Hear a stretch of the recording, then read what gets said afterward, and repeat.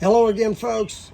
Ed with the 2026 Grand Design Reflection 150 shock bolt replacement. Just wanted to follow up that got it all put in there properly. I did torque it with my high dollar snappy here, and so it's torqued to 20 foot-pounds. I know that other people mentioned 30 foot-pounds, but I'll tell you, 20 was pretty doggone snug. And I'm going to stay there and see how it goes. It's got the blue thread lock on there. I think we're good to go. So until next time, folks, have an awesome day. Have a great travel. Be safe.